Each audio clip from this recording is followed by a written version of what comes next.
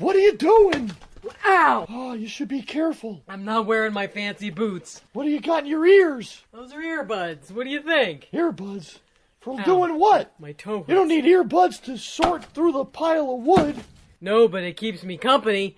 You know, waterlogged travels. Yeah, waterlogged travels everywhere. I've got all the audiobooks, 100 audiobooks from Ranger Joe gave me a discount because I know him personally. Boy, can I listen too? Sure, here, put this left one in your right ear. Wow. Only if you help me stack wood. Oh, all right. So that's at waterloggedwith2gs.com, huh? Yeah, waterlogged with 2 Gs. Right, Sophie? Sophie likes it too. That's waterloggedwith2gs.com. Right, Soph? She knows. She knows everything.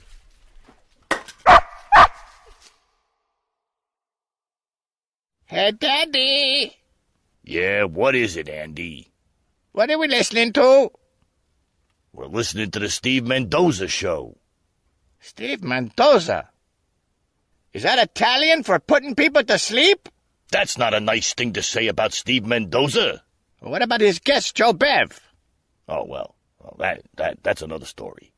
The opinions expressed by the host, callers, or guests are not those of DreamStreamRadio.com, JAL Media, its advertisers, sponsors, employees, volunteers, or affiliated companies. All content is owned by the presenter of each program and are bound by certain rules and regulations set forth by DreamStream Radio. Any contest aired on any program broadcast on DreamStream Radio are encompassed by the following rules. 1 winner per family per household. Employees and their immediate family members, volunteers, advertisers, or affiliated companies are not eligible to play or win. Participants are entitled to 1 prize every 30 days and agree to allow their voice and likeness to be used in any means of transmission for later station promotional broadcast. DreamStreamRadio.com. All right, this is Steve Mendoza, and you're listening to The Steve Mendoza Show.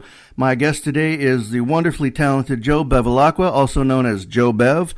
I want to put a slash after your name, but there's probably too many, so... Joe, can you tell me how many things there are after your name? I know there's writer, there's editor, there's author. How many more things are there? Well, gee, if you just count me, I guess it's a few hundred things. But then you got to add another 43 for all the other Joe Bevilacquas out there that I did that NPR piece that won awards. The guy named Joe Bevilacqua. Weird coincidences with me and other people all around the country. That's right. And some of them are in prison now. I was able to listen to that online. It was very, very interesting. Well, thanks. By the way, welcome to Camp Waterlog. See, it is wonderful to be here.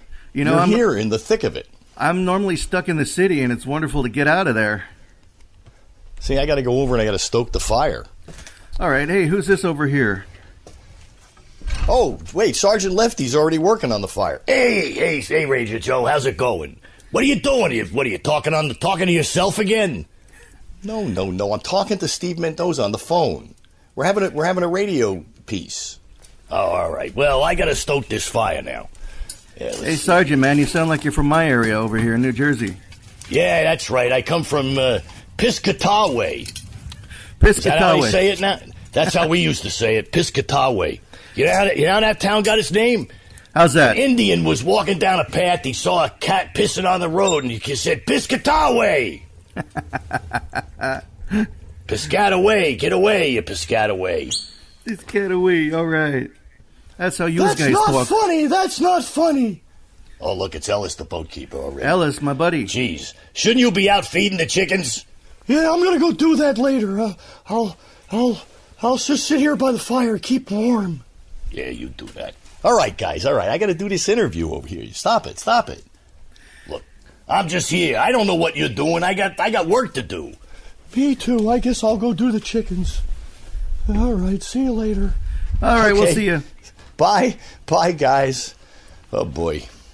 Oh, boy, it's nice to see everybody out here. I've been hearing all these voices online and listening to all of your wonderful shows. Well, maybe we'll take you out to the chicken coop to visit some other characters in a little while. But besides that, what can I do for you? Want a cup of coffee? Yeah, actually, that'd be great. Virtual coffee. Virtual coffee. Take a nice brisk walk around the virtual woods. Have a look about. Maybe get a look at that stream. Well, that's the future, The future? The future is all virtual. Oh, yeah. Well, there's not going to be anything left, so. You know. That's the way we do everything now. Eventually, everyone will just be a giant thumb from all the carpal tunnel from using their iPhones, you know. Which, by the way, you can get all our shows on iPhone now and smartphone. All you got to do is go to waterlog.com and they just press the app now. We have a Waterlog app. You have a Waterlog app. I bet that takes you to all kinds of places like, maybe say joebev.com, perhaps waterlogproductions.com. Yeah. Maybe even dawsbutler.com. Yeah, comedyorama.com. Daws Twitter. Butler, of course. I bet that has all the connections to get a hold of your Joe Bev and your Joe Bev products. See, but does anybody even know who I am or who Daws Butler is the point. I think everybody that listens to me has a very good idea who Daws Butler is. But I know there may be a couple knuckleheads out there who don't know. So why don't we give them a little... He was the voice of... Up. Let's see, he was the voice of Yogi Bear. He's a big animal. He's a bear. He's like 8 feet tall. You're surprised Mr. Ranger wasn't, scared of him, you know. And Mr. Jinx. Yeah, Mr. Jinx was very kind of, I think he was from, the Brooklyn or something, you know. And he talked very unintelligible, you know. Because he was a cool cat. You dig? I dig, man. He was a cool cat.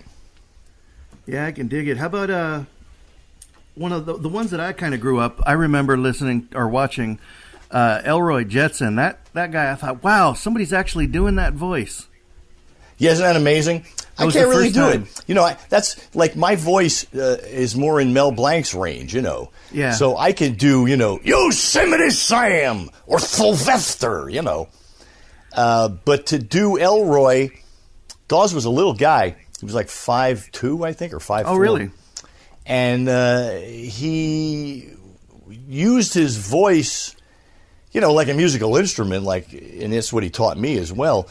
But he used to say to me, "You're going to ruin your throat, Joe, doing all those hard, deep voices like that and using your throat all the time."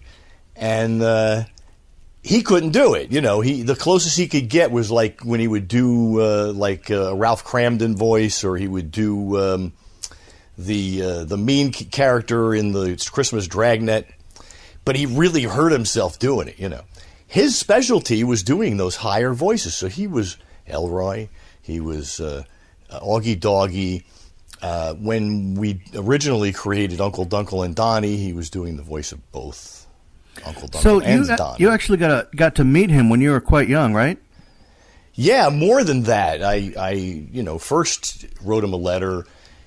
I sent him a picture I drew of Willoughby and the Professor in Hanna-Barbera style with the ring around the mouth, and said I didn't send him a tape, but I just said I wanted to do voice acting, that I wasn't really interested in drawing. I was only drawing characters so I could do their voices, you know. And I have hundreds of pages of these comic strips I did of Willoughby and the Professor, based on the improvs I did in my bedroom. But he wrote me back and he said, "Forget it. It's just impossible, this industry." And he was right. He called the industry moribund, you know, so it's dead.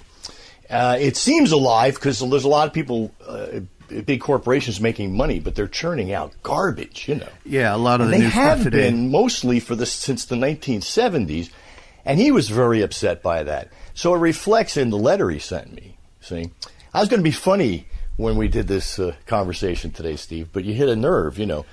So I'm serious about the art of entertaining people has deteriorated.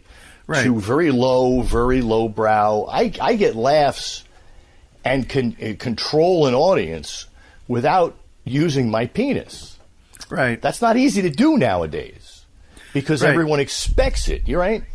And I think everything's kind of degraded. And even in the 70s, they already were not treating the voice actors as the talents that they were. They were treating them as interchangeable, that anybody could do it, and they started bringing in a lot of celebrities. Then it started to be more of a churn and burn and make money off of it kind of thing. This is Daffy Duck. You're listening to the Steve Mendoza Show with its guest, Joe Bev.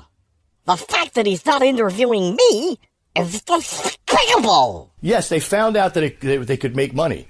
See, cartoons used to be what's called the ghetto of entertainment. It used to be where, you just put the kid in front of there to sell, and you're trying to sell Captain Crunch to them, and that's it. So it was ignored by the big corporations, which meant they could do whatever they wanted. See, nobody told Friz Freleng what to do with Bugs Bunny. Right. He and his team figured it out over time through trial and error and without being hampered or restrained by corporate concerns. And what we have now is a big giant machine who churns out cookie cutter entertainment that is not interesting or challenging in any way, Right. And it was already happening in the 70s. The stuff that was, even the stuff that Daws is in the 70s is pretty bad. Hair Bear Bunch and all of those things, even Scooby-Doo, that people like, are pretty bad, compared to a finely crafted Yogi Bear or Bugs Bunny, it's a whole different way of looking at things. And people think, people that work with me love me, but they also find me a bit anal retentive because I pay a lot of attention to details that I see my colleagues not paying attention to, polishing my work in a way that I don't see others doing. And it comes from my training with Daws, because he wanted desperately to do what I'm doing, just let it pour out of him. And that's why he wrote hundreds of scripts.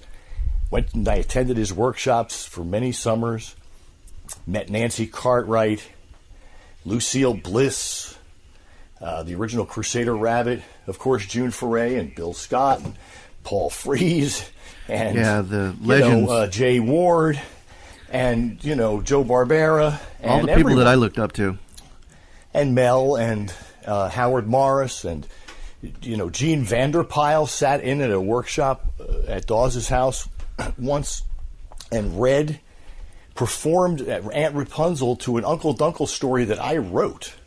That's amazing for the group.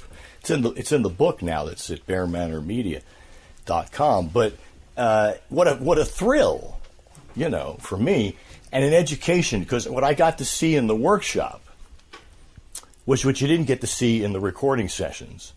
In the workshop, you got to see these amazing actors working with novices and students and elevating them up and challenging themselves and learning new things about themselves, see?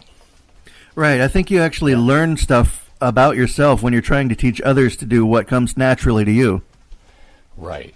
And so my challenge has been to use now the technology that's developed over the last few years, the internet, the smartphone, all of it, to do what Daws could never do.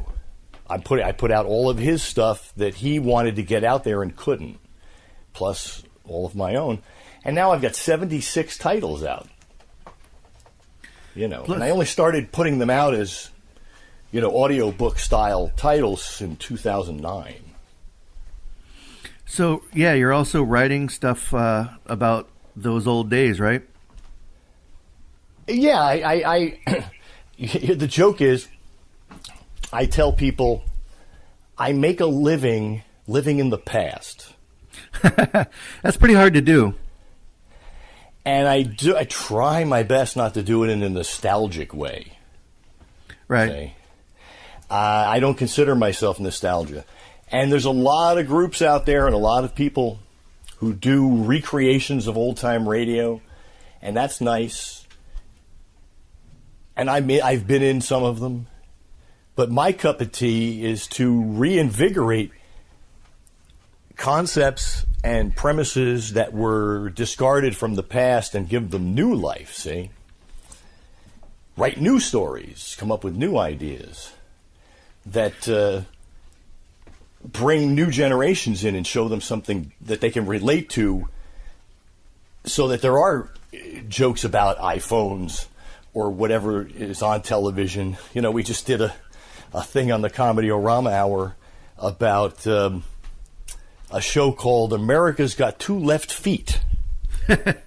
America's Got Two Left Feet. And the idea is that who's the worst dancer? That's the contest. See. So Lorie put a flyer up on the web. I call it a flyer, whatever they are now, a poster, to advertise the episode, and it was a picture of a giraffe with tap shoes on stage dancing. You know. Right. Yeah. Okay, let's try this channel. At least we have our own TVs. Oh, wow! Oh, sorry, Dad.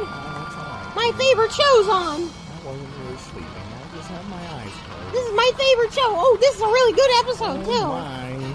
Look at this, Dad. Welcome to America's Got Two Left Feet. That's right, and if you stay tuned in, you'll see a special treat.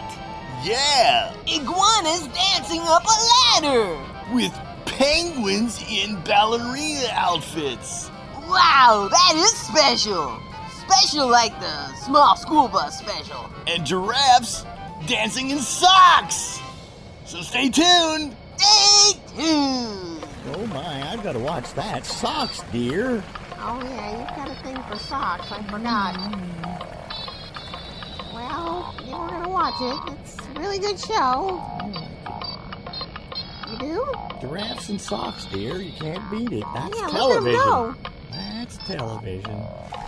That's a tall animal with socks, and the floor is very slippery. Oh, my, he's going to fall. Oh, he's sliding all over the place. Oh, that poor giraffe. Oh, I can't take it. Oh, that's very funny. Oh, it's sad and funny at the same time.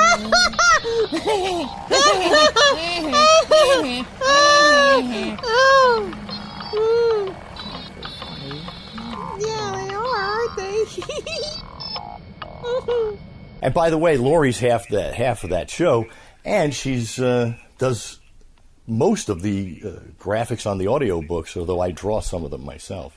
Lorie's magnificent. I mean, you've got a really great situation going on there where you can just hang around the camp and you've got your partner right there with you, built in. Yeah, she's not here right now. Sergeant left these alone, but Olive Pitts is gone, and she's out helping somebody else. So it's all just the boys. Boys are having a good time by themselves at the camp, going all willy-nilly. Yeah, let's see here. See, I can walk outside. See who else is hanging around. And I can look out into the camp. I can see my chickens. My dog's been very quiet. Sophie the Wonder Dog. I thought she'd bark during this, but she hasn't. Yeah, I But thought if I'd hear her she does, coming up we'll the bring path. her in, you know. So let's see. Who's over there? Hey! Hey, who's over by the chickens? Hey, I'm over here. Oh, boy. It's little Andy. Let's go see little Aw. Andy. Little orphan Andy. Andy! What are you doing? I'm feeding the chickens. He's feeding the chickens. He's a good boy. Sergeant Lefty adopted him. He used to be little orphan Andy. That's right. Now I'm adopted. Who are you? Who is talking to me? What do you want? Why don't you speak? He doesn't speak. I think it's a chicken on the other side of the phone. No, It's that's a chicken. Steve Mendoza. He's doing a show. We're doing a show together. Well, my wife. Am I on a show? Am I on the radio? Yeah, you are. My wife tells me Oh, I'm like boy. a chicken, so I wake up Finally, to a new world something every better day. than the Comedy-O-Rama Hour. Now the big time, the Steve Mendoza show. And here I am standing in chicken poop. Broadcast live out of New York, standing in chicken poop. Here, let's talk to the chickens. Hey. Here, this is the You know- rooster. Weedy. Baka, baka, baka, baka. You know, I'm a chef. I'm a chef. Those chickens better be afraid of me. That's right. They're chickens, so they're afraid.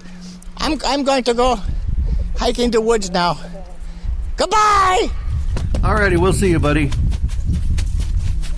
Okay, Andy. See you later. Whew. My goodness. Cute little fellow there. Yeah, he's all right. He's a little trouble, but you know, when I used to do a jazz show with Garrett Gega back in 1980, it was called The Jazz Show. It was on WKRP KNJ, which was the Kane College station, but you could get it in, Central Jersey, basically, especially on the Parkway, which is where everybody's driving. And we did 4 hours every Sunday. He'd play jazz, and I'd run in and out as the little orphan boy and say, be my daddy, why not? I need a daddy.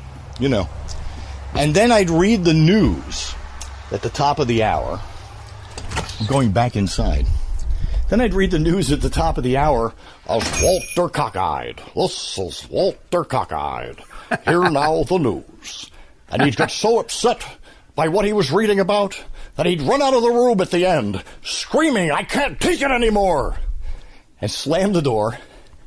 And then Garrett would say, there he goes, the most trusted man in America. So we used to do these characters, and he did Columbo.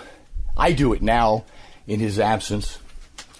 And I all think these nowadays, old characters, if people don't know who these characters are now, or it doesn't matter, but I figure they're characters to play off. She's like Daws invented his characters based on older comedians he loved, and then he changed them into something more personal. So Snagglepuss is a higher-voiced version of Bert Lahr. Heavens to Murgatroyd, he's up here, but it's very much the same. The way he stretched his words. Right. Captain Crunch is based on a character actor named Charlie Butterworth. I thought it would have been Jim Backus. Yeah, it's Charlie Butterworth, and he's a guy, if you see him in the old movies in the 1930s, he had a very big upper lip. And so if you talk like this, you sound, ahoy there, mateys, Captain Crunch here. And he can barely articulate his words. Yogi Bear, of course, starts out as an Art Carney impression because Joe Barbera liked Art Carney. Yeah, he's great. Another interesting side note is that when Mel Blanc was hired to do Barney Rubble, he first chose a kind of a dumb, twangy voice that he used in some of the Warner Brothers dumb characters. Yeah. Gee, Fred, and he talked like this. Right. Fred, what is Wilma gonna do? Right? Then he got in that car accident, broke almost every bone in his body, they say. Right. And he's out for quite a while. He missed, I think, 5 or 6 shows. One of them, I believe, no one knows who did the voice now. No one will admit it, but I think it might be a guy named Dave Barry. And but Daws got to play Barney Rubble for 4 shows. Oh, is that right? And he brought in, again, Joe Barbera loved Art Carney. He said, do Art Carney, do Art Carney. So he did kind of a higher version, like this. Hey, Fred, he's up here like this. So now Mel comes back. Joe Barbera says, I like that voice better. Imitate Daws. So the voice that you get as Barney Rubble, hey, Fred, he's talking like this, is very much from, it's almost Yogi Bear in a way, Barney Rubble. It's Mel doing Daws. That's funny. See? Yeah. So when I started on that long tirade, you were going to ask me something? Oh, it's in the wind now, but I'm drinking coffee. Well, see, this is a real interview, you see. Yeah. Normally, they put you in a studio and they ask you a bunch of questions and then they revoice the questions later. Oh, no, that's what this happens kid. a lot because they want it to sound clean.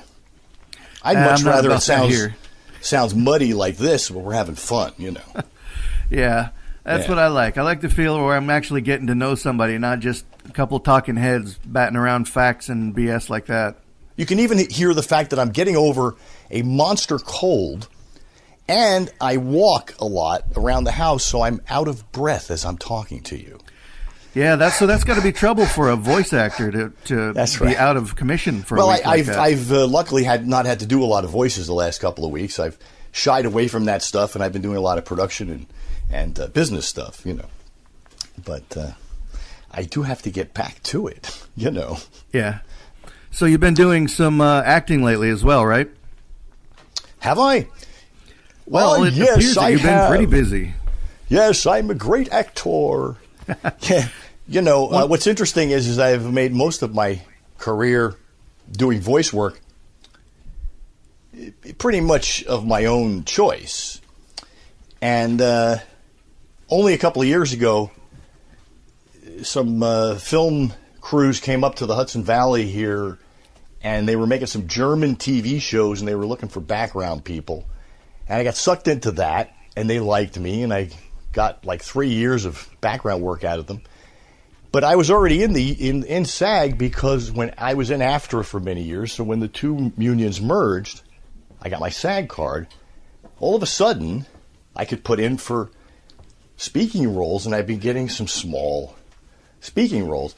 But it's interesting that I've spent most of my time as a voice actor, but when they hire me in film or television, it's usually to not speak or to speak very little. You know, I don't even think they know what I actually do for a living, you know. Yeah. That would be great, though. Yeah. Oh, yeah, I'm getting to do some really interesting things. I was in, well, I do have a pretty big part in the History Channel miniseries about World War I and World War II, where I play British General Montgomery, you see. And I get to be kind of nasty to Patton. And it's interesting because my wife and I we drove down to West Virginia, and they put us up, the film crew put us up there, the film company, and had 5 days, and we drive up to the set, which is a field. You know, I guess it's a cow pasture, really, on a hill, and they got tents set up, and there's an old beat-up barn that's supposed to be like a bombed-out barn. They got real tanks, and they got cardboard tanks. Not cardboard, let's press board, you know. You're right, like, the plywood. Like plywood, you know, painted green. I guess on camera it looks right, but it looked really funny close up. But we pull up to the tent, the holding area where the actors are being kept. And the first thing I see is Winston Churchill. I said to my wife, Lorie, I said, there's Winston Churchill. Because the guy looked exactly like him, and he's in the costume. Yeah. So I went right up to him, and I let him know who I was. And he said, oh, my boy, very good. Yes, very good. Let me hear your accent. And so I said, oh, yes, I can do that. It's very good. Yes, I did that back to him, you know. Yeah. And he said, oh, no, that's not how Monty spoke. It's like this. It's up here in the nasal. It's very nasal sound. He's very arrogant and like this, you see. Put your nose up. And so he did that. And I imitated it, and he just sort of patted me on the shoulder and said, oh, jolly good, jolly good. And that was his real voice, you know. Yeah, excellent.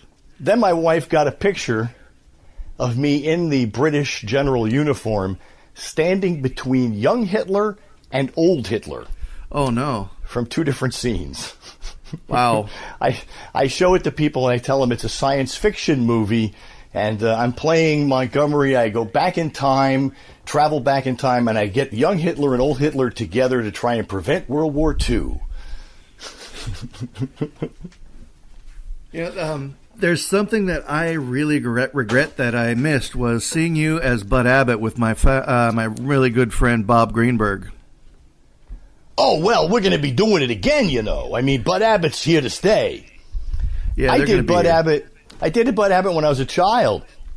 First, I was like 15, and me and a guy in high school used to do it at assemblies, and we foolishly auditioned for the Diary of Anne Frank with Who's on First, you know. but then we the very first what eventually became the Old Time Radio Convention, which now is defunct, that eventually ended up at the Holiday Inn in Newark, started at the Statler Hilton Hotel in 1976, and we were at the very first nostalgia convention at the Statler Hilton Hotel in New York. And we won first place as doing Abbott and Costello. I was 17. and my partner was 18, and the prize was we got to be on the Joe Franklin show. Oh, great. So we did Who's on First on the Joe Franklin show in 1976, the day after I got my braces off. I was so happy. I got my braces off. I'm going to be on TV the next day, you know. That's a great day for any kid. Right. It was double good. So who else was on the panel that day? Joe Franklin is famous for having famous people right next to a kid from next door. It was the craziest panel. It was the craziest, 15 minutes. First of all, you got to sit there the whole time through everybody. And I think we were first, which was nice, but then we had to sit through everybody else. And the second guy was a ventriloquist and his dummy named Otto Peterson and George. Now, Otto Peterson and George are notorious in the nightclub circuit as being foul-mouthed, disgusting, vile. That's his bit. That's why he's, because nowadays that's what you do, right? But even then he was doing it. The things that were coming out of the dummy's mouth were not things you would expect Charlie McCarthy to say, And that's where the humor came from. Well, he was restrained, so he couldn't do any of that humor. So he did a little bit of, where were you born? I was born in the forest, and I grew my way up, because he's made of wood, And so he does a couple of those jokes.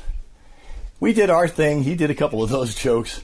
And then we had on a guy who had the number 3 record in Philadelphia. And Just it was Philadelphia. called Kansas City Woman. Crazy. You can't make this stuff up. So, you have to sit there while they play the record. And you can't do anything. You're just sitting there bopping, trying to pretend you're interested in, she's just a Kansas City woman. That's the beauty of the Joe Franklin show. I mean, you could just have such a wild panel on there. And I guess one of my friends, George Bettinger, used to be on his show quite often, too. Right, that's right, yeah. Yeah, we got quite a crew there at Dream Streams. It turns out, Dream Stream Radio has been amazing. I got to know George via the internet when I first moved here to New York. And shortly thereafter, I started meeting people as I stopped cooking and started acting and doing voiceover work. And as it turns out, everyone that I met all knew George Bettinger. See? I met every one of his friends. What happened with me and Bob Greenberg, to bring this full circle, is that about a year and a half, 2 years ago, almost 2 years ago now, Lorie and I were both cast in a vaudeville review up here in the Catskills. And I was chosen as MC, and then she and I were going to do some comedy. We wound up doing a Burns and Allen routine called Lamb Chop. Right. Well, as I was developing my MC bit, the director suggested that everyone in the cast decide to be a comedian or someone from the olden days. So I said to myself, well, here's an opportunity to do Who's on First. I'll be Bud Abbott, and I got to find a Lou Costello, and we'll MC as Abbott and Costello.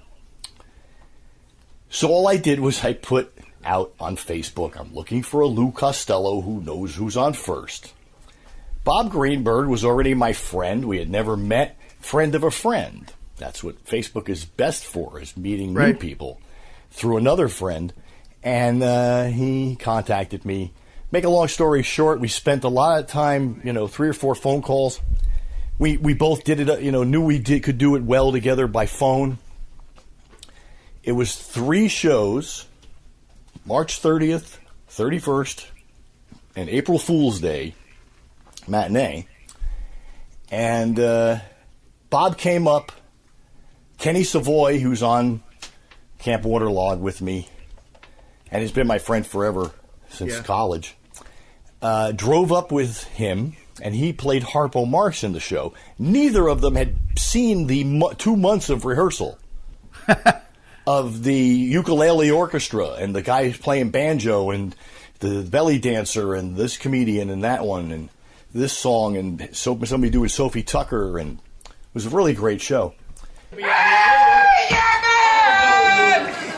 Costello, supposed to be out here yet. But we're partners, Abbott. I know we're partners. We're partners like they Laurel hired- and Hardy, Yeah. Sacco and Vanzetti, Oh, no. Leopold and Loeb. Now We're a cut that comedy team. Now, wait a minute. And wait a second. Look, You're- I you're gotta the be MC, I you're gotta the be the MC tonight. MC, that stands for mental case. Costello. I like that. Would you get out of here? Hey, Abbott. What is it now? I've got a question for you. Okay, make it quick. Where do all the little bugs go in the springtime? Search me. No thanks, just want to find out. Would you get out of here? Ladies and gentlemen, Lou Costello. He'll be out later. Come on. Sounds really wonderful. All I knew was Bob was going to do Who's On First with me at the end of the show. Yeah. But I'm Bud Abbott through the whole thing, and I'm basically thinking, I'm just going to do Bud Abbott, and then at the end he'll come out. Well, I'm out there 2 minutes, and Bob's out on stage. You know. I mean, I'm out there saying, good evening, ladies and gentlemen. He said, Abbott, I'm here. Let's go do the show. I said, well, you're not hosting. I'm not the MC. No, I'm MCing by myself, Costello. You got to go, you know. And then very quickly, I have a bit where I'm supposed to say something about the historic environment we're in. So this is supposed to be in the 1920s. So I say, and it's so great to be here tonight. And we're so close to the Luzon station. Luzon, Luzon. Yeah. Well, you know, we did it the first night. All of a sudden, I'm in the middle of the thing, and Bob comes out and stamps his feet on the stage and says, I'm here, Abbott. I'm on the station. I said, what are you doing out here? You said Luzon station, so I'm on the station. Lose on the station. I said to him, right away, I didn't say Luzon station. I said Luzon station. Oh, you didn't say Luzon station. You said Luzon station. That's right. I don't even know what I'm talking about. And we went into that. So how many of you are staying at Knapp's Folly? You know, the Columbia House down the road? Boy, is that a beautiful boarding house or what? And so close, convenient to the Luzon station. You know the Luzon station. I'm here about the station. Costello, what is it now? Lose on the station. I didn't say Luzon station. I'm Lou. This is the station. You're when you're on the station, but I didn't say Luzon station. I said Luzon station. Oh, you didn't say lose on the station. You said lose on the station. Station. I don't even know what I'm talking about. You got to get out of here. We got to do the show. You got no kick coming to you, Abbott. You mentioned those room with boards. Yeah. I was bored with my room last night. Well, why was And he set us up on a blind date. And he had to pick at them. Well, yours was pretty nice, too. Yours had teeth. Wait a minute now. Yours had teeth, too. Yeah, 2 teeth. She opened cans with it. This girl had so much bridge work, every time I kissed her, I had to pay toll. Thank you, Lou Costello.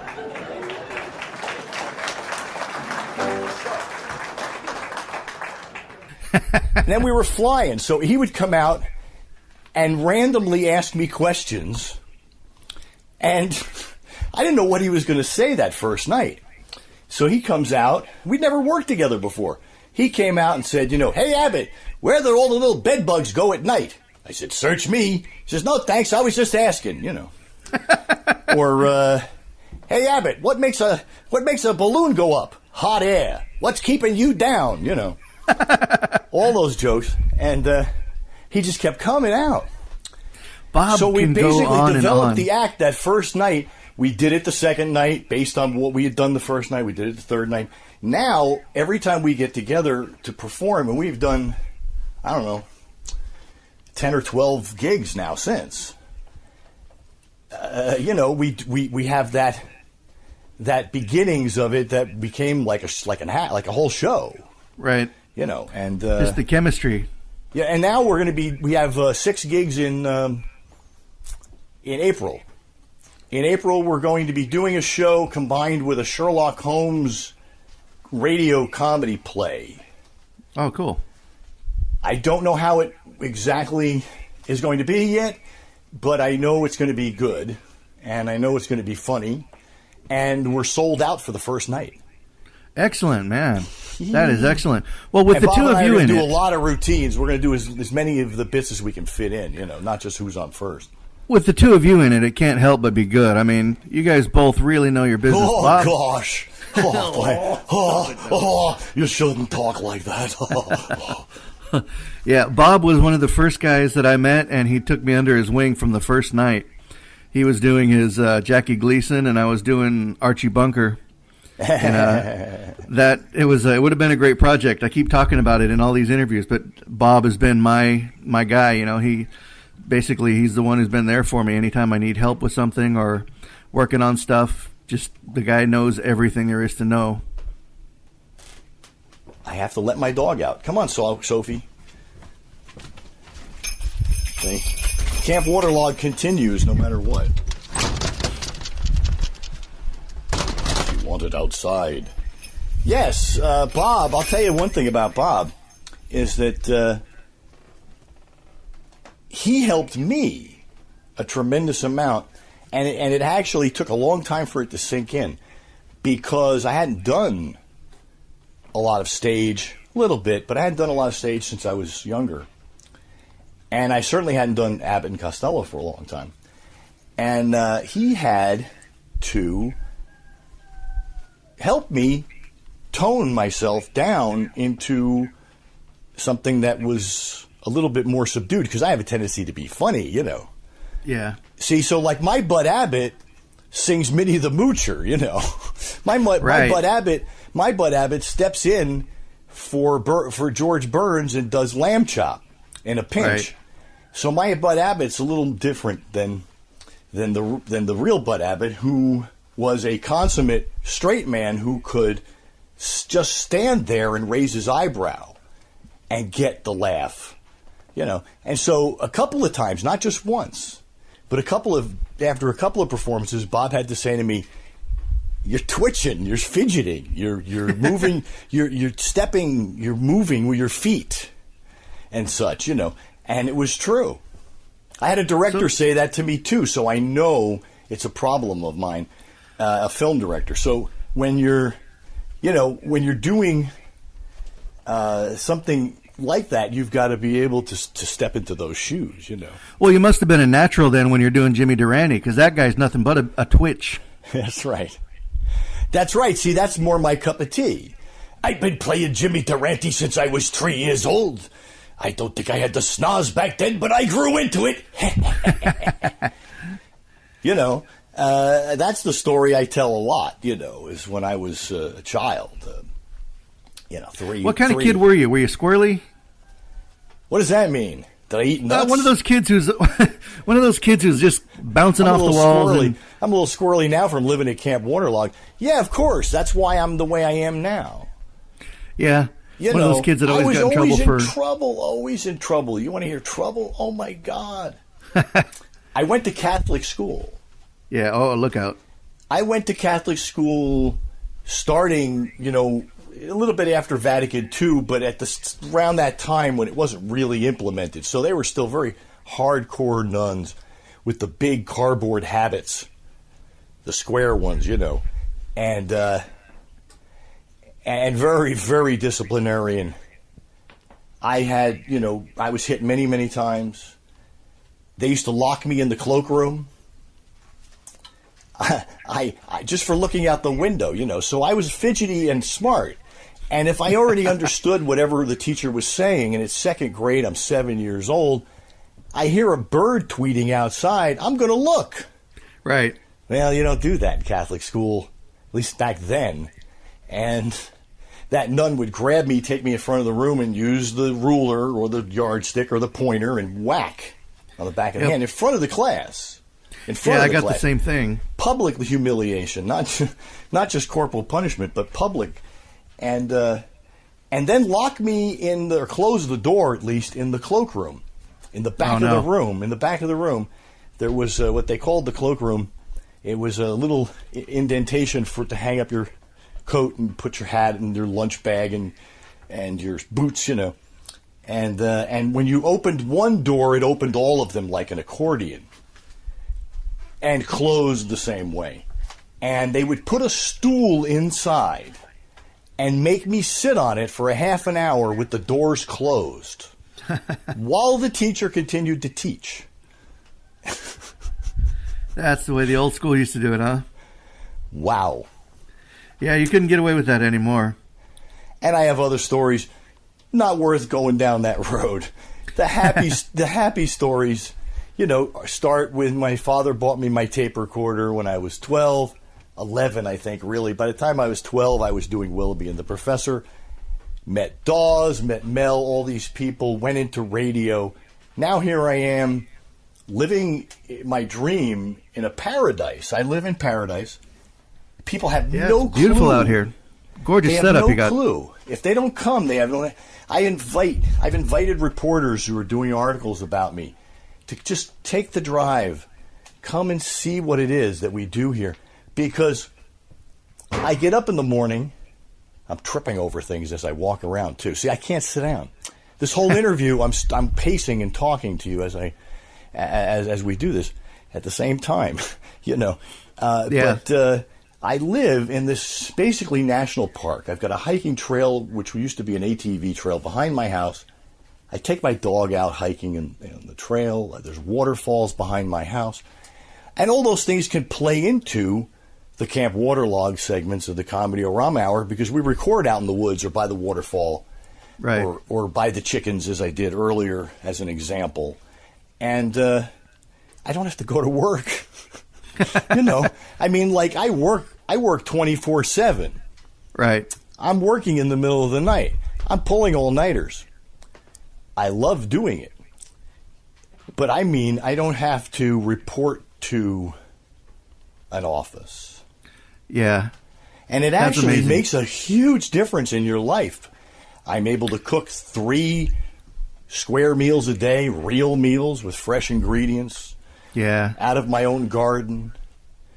Oh, I'm able to make a peach pie off my own peach tree.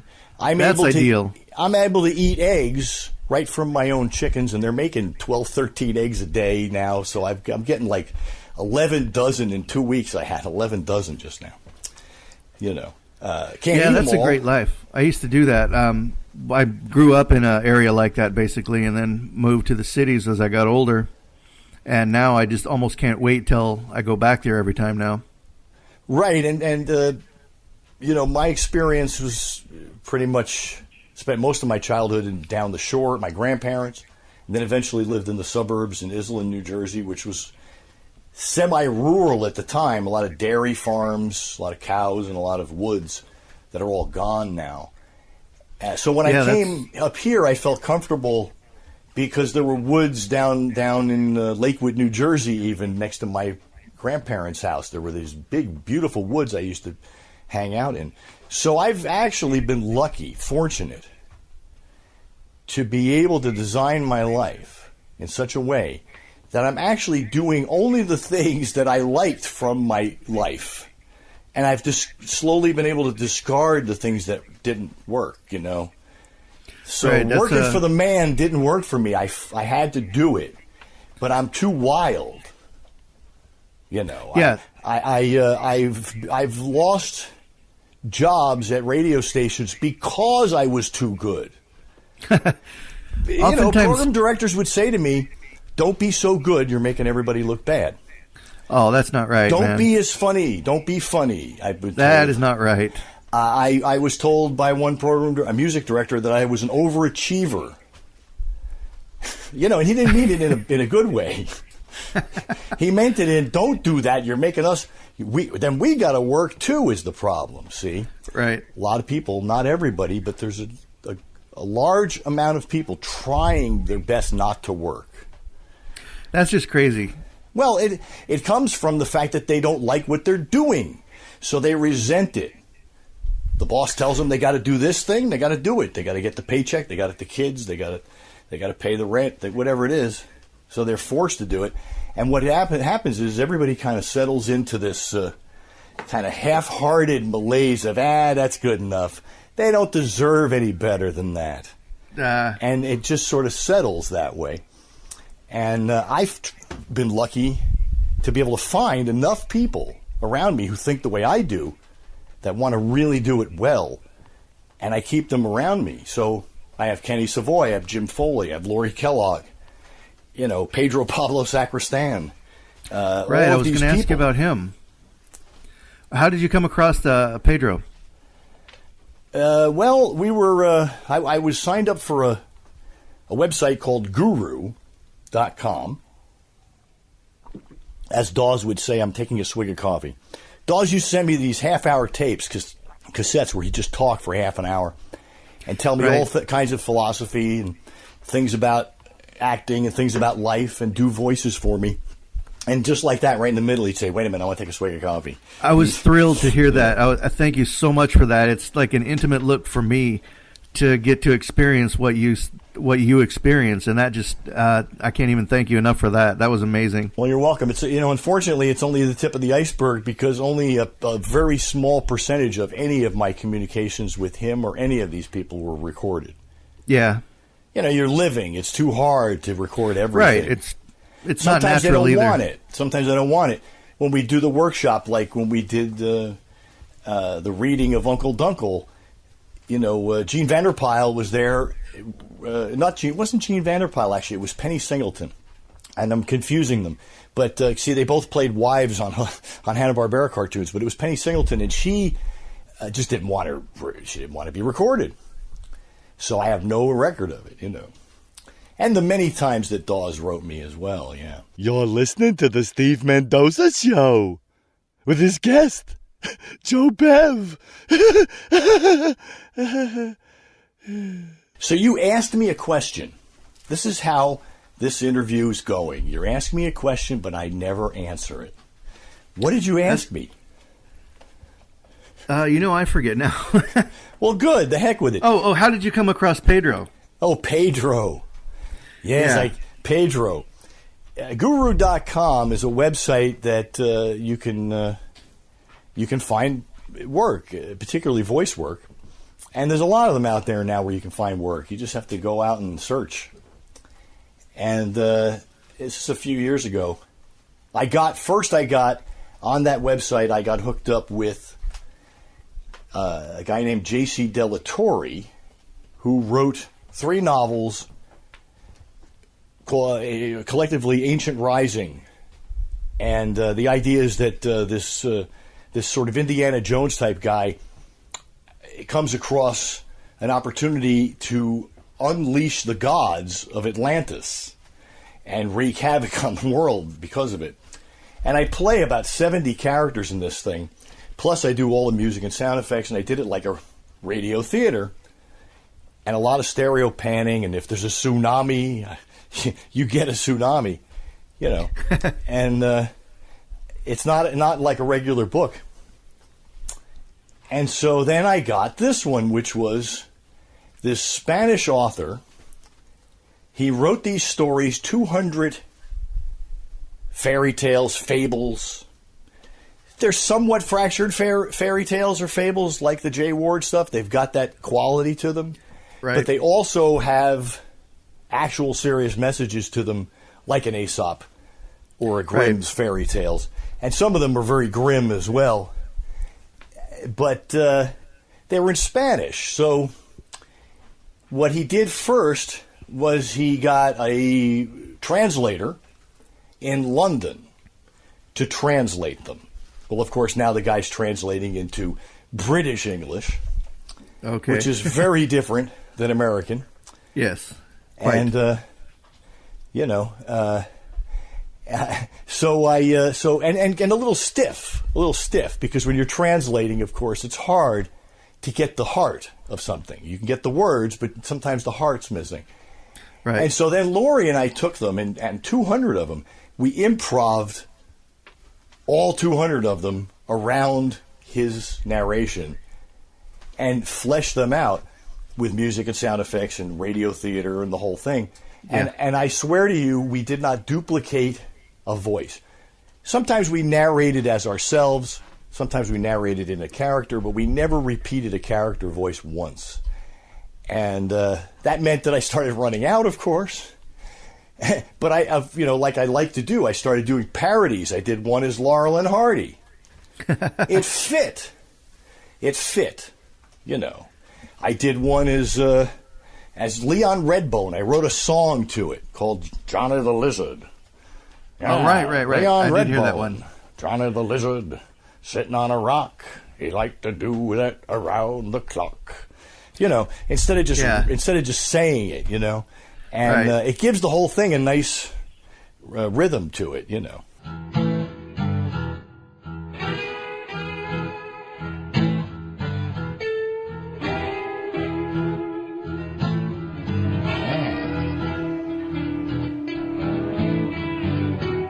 Johnny the Lizard held his tail in his hand. The smell and the look was more than he could stand. And so he dropped it in the sand. And now you've heard the tale of Johnny's tail.